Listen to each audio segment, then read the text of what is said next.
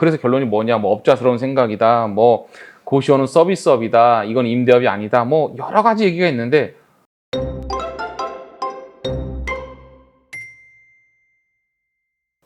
하지 마라. 하지 마라. 돈 버는 거 쉽지 않다. 하지 마라.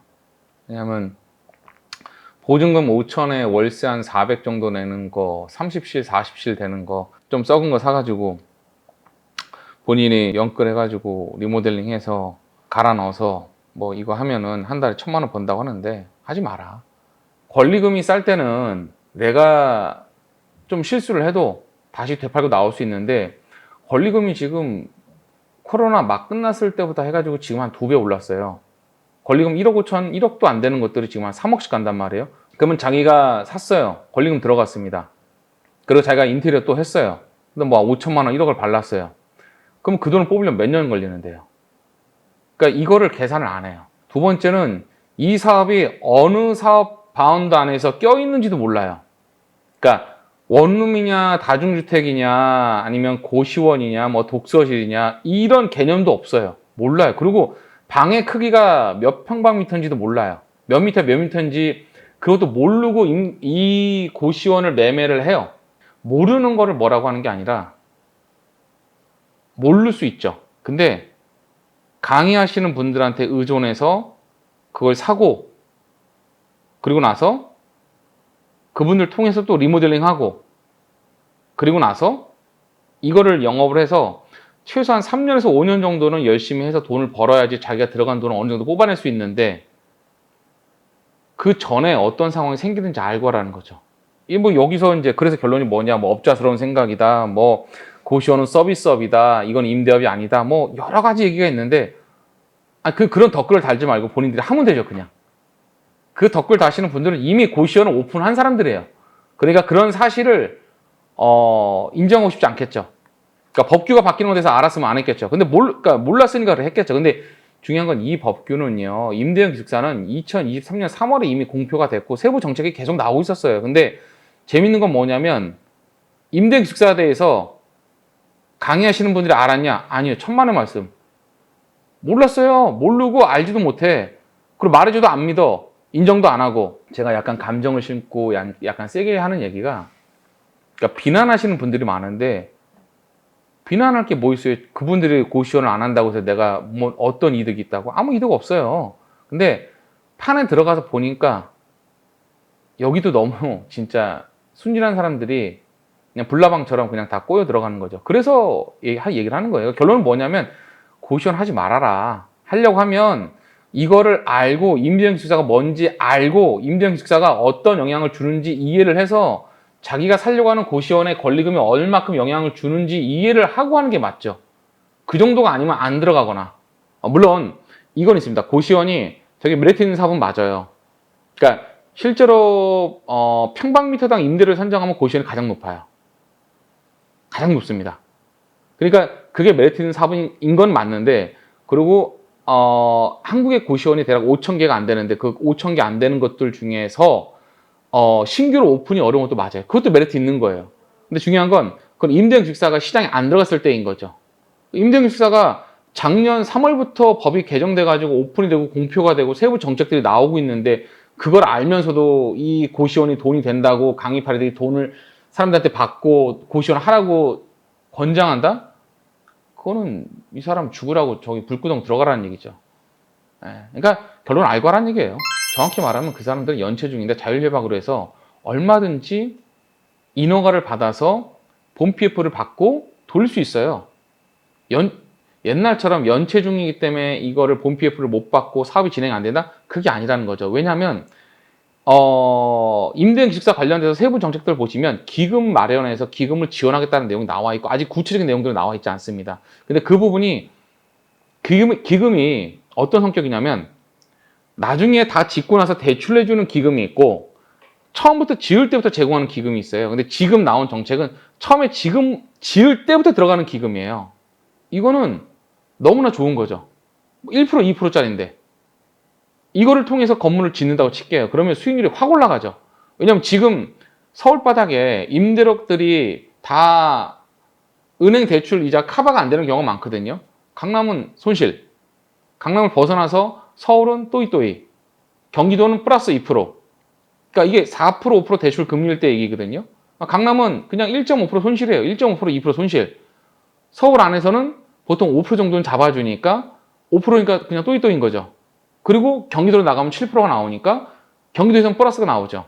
거의 공식처럼 정해져 있는 상태에서 대출 금리가 1%, 2%의 정책 금리가 나오면 수익률이 확 올라가겠죠. 그리고 연체에 대해서 별로 이렇게 문제 제기를 안 해요. 지금 자율협약으로 묶여 있으니까. 이 상태에서 본 PF가 대출이 나왔어요. 그럼 안 짓겠습니까?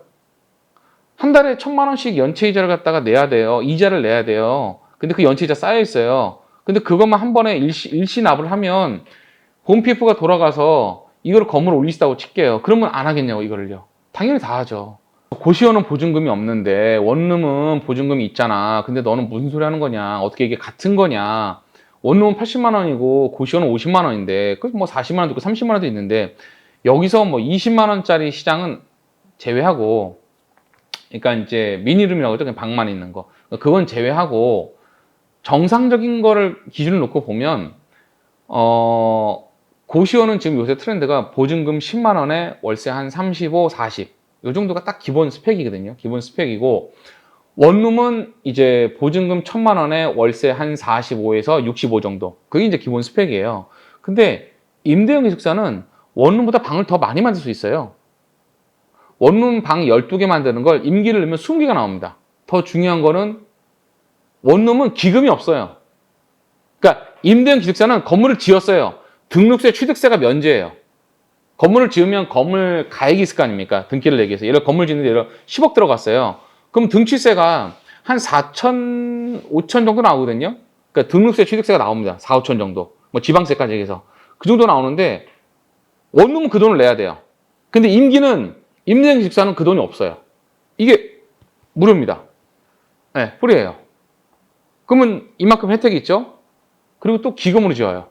대출 금리가 1%, 2%짜리예요. 그럼 대출 금리도 너무나 낮아요. 그러면 지금은 상관없어요. 근데 지금부터 막 지었다고 칠게요. 뭐 5월부터 지어서 11월, 12월 내년 이맘때에서 쭉 공급이 됐어요. 그러면 임대형 기숙사 중에서 모두 다 경쟁력이 다 그 보증금 1,000만 원 받을 컨디션이 될까요? 안 되는 애들도 있어요. 애매한 애들도 있고요. 그럼 걔네들은 당연히 등급을 내리겠죠. 보증금 300, 200, 아니면 뭐 보증금 없이 고시원과 똑같이 받을 수도 있죠. 예를 들어서 임대형 기숙사가 보증금을 안 받고, 보증금을 받아야 되는 게 법으로 의무화되어 있는 건 아니잖아요. 그 사람 안 받는다고 칠게요. 안 받고 그냥 월세만 받아요. 그러면요, 그럼 고시원하고 부딪혀야 상충돼요. 뭐 보증금 5천에 월세 300, 400짜리를 갖다가 권리금을 2억, 2억 5천 주고 들어가는 바보 같은 짓은 하지 말라는 거죠. 그럴 바에는 돈을 더 모아서 아는 사람과 같이 합쳐가지고 임대형 기숙사를 해요, 차라리. 그게 낫죠.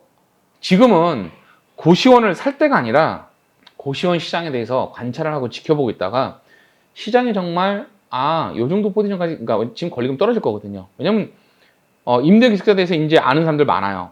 그리고 임대형 기숙사에서 지금 해결되지 않은 숙제가 있는데 그게 소방법이에요. 소방법이 해결이 되면 진입 장비 다 해결된 거거든요. 그러면 누가 고시원을 해요? 다 임대형 기숙사를 하지. 그러니까 물론 땅 사는데 돈이 많이 들어가요. 근데 지금 땅값도 떨어졌어요. 건축비는 기금으로 준대요. 그리고 보증금 받는 건 얘 마음이에요. 그리고 20실 이상이에요. 그러니까 커뮤니티 시설도 있기 때문에 커뮤니티 시설 때문에 활용할 수 있는 게 많아요. 당연히 임대형 기숙사로 가죠. 고시원이 서비스업이다, 이제 임대형 기숙사는 임대업이기 때문에 다르다. 전 같다라고 봅니다. 왜냐하면 결국은 임대료를 받아야 되는 거고, 받은 임대료 총 합산이 있고, 관리자는 비용이 나가야 되고, 그다음에 전기세, 상수 요금, 그다음에 도시가스, 이런 난방 비용 나가야 돼요. 그리고 이제 청소도 해야 되니까 청소비용 나가야 돼요. 이건 동일해요. 이거는 얘나 동일해요. 다만 고시원은 별도로 안 하는 거고 얘는 별도로 하는 건데, 임대형 기숙사에서 과금을 별도로 할까요? 안 해요. 임대형 기숙사도 과금을 안 합니다. 다 포함되어 있어요. 상황이 그렇게 갈 수밖에 없어요. 계량기로 별도로 달 수 있는 것도 아니고 해봐야 층별로 하나씩이겠죠. 그 정도 이상 할 수 있는 게 없어요. 그럼 결국은 상충되는 거예요. 정확히 말하면 고시원 자체가 삶의 질이 너무나 떨어지는데 청년들이 1인 가구가 늘어나고 있고 청년들이 살 데가 없으니까 그거를 대체할 만한 거를 고시원 말고 해외사를 벤치마킹해서 만들어진 게 임대형 기숙사인 거지 어느 날 갑자기 뚝 떨어진 건 아니라는 거죠. 그걸 인정을 해야죠. 그러니까 결론 저는 둘 다 서비스업과 임대업이 합쳐진 거지 뭐 얘는 이거고 이거는 이거 그렇지 아니라고 봐요. 그렇죠. 왜냐면 이제 그거가 나가고 나서 이제 몇 분한테 쪽지를 받았는데 저는 그 쪽지 주신 분들이 샀는지 안 샀는지는 몰라요. 근데 그 30%가 결론은 이제 그 30%가 조건이 뭐냐, 그러니까 30%가 뭐냐 이 얘기 물어보시는데 그거죠. 이제 리모델링 비용이 너무 많이 들어가는 상황들. 예를 들어서 뭐 100평이고 50실, 100실인데 리모델링 비용이 예를 들어서 한 3억, 5억 발라야 돼요. 근데 그 옆에 임대형 기숙사가 한 3개 생겼어요. 그냥 폐업이죠. 아니면 수익률 확 내리거나 매출 2천 찍으면 800은 그냥 나가는 돈이에요. 1200만 자기 돈이거든요. 근데 그 1200이 수익률이 확 떨어지겠죠. 그런 일 생기면. 그러니까 이런 상황에서 그냥 쭉 가요. 한 뭐 2년이고 3년이고 간다고 칠게요. 근데 중요한 건 얘가 시세를 놓아야 되잖아요. 그러니까 여기서 사람들이 착각하는 건 뭐냐면 시설을 권리금과 시설을 줬잖아요. 권리금 떨어지는 것도 감가상각에 태워야 되고 그리고 시설비용도 감가상각에 태워야 돼요.